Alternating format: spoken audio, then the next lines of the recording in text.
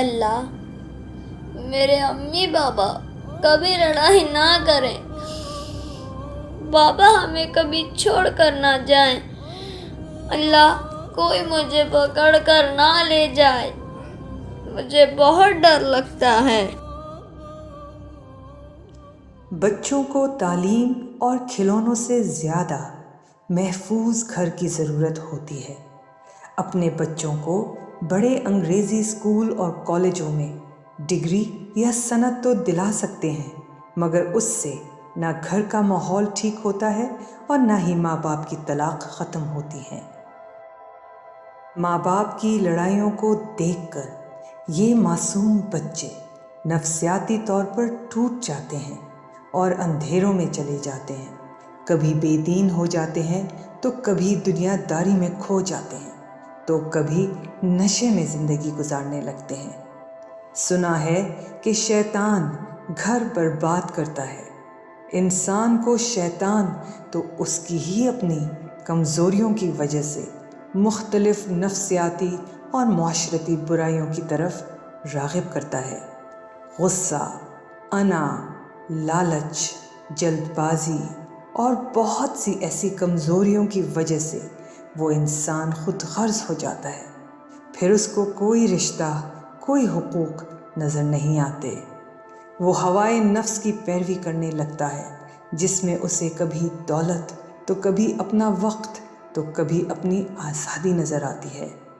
ایسا انسان نہ تو اللہ اور نہ ہی رسول صلی اللہ علیہ وسلم کی صحیح اتباع کر پاتا ہے، نہ ہی وہ ازواج کے حقوق دے پاتا ہے اور نہ ہی بچوں کی تربیت صحیح کر پاتا ہے۔ جب اللہ سے محبت ہو جاتی ہے تو دین کی پیروی کرنا مشکل نہیں رہتا۔ زندگی کے حالات تو اعلیٰ اخلاق و کردار اللہ اور رسول صلی اللہ علیہ وسلم کی سنت اپنانے سے ہی بدلتے ہیں۔ اتباع کریں گے تو ہی والدین کے، میاں کے، بیوی کے، بچوں کے، ہر رشتے کے حقوق پوری طرح ادا کر سکیں گے۔ اللہ، اس کے رسول صلی اللہ علیہ وسلم، دین اور والدین کے بعد سب سے بڑی رحمت ہوتی ہے ایک نیک ازواج، جس میں دونوں مرد اور عورت شامل ہیں۔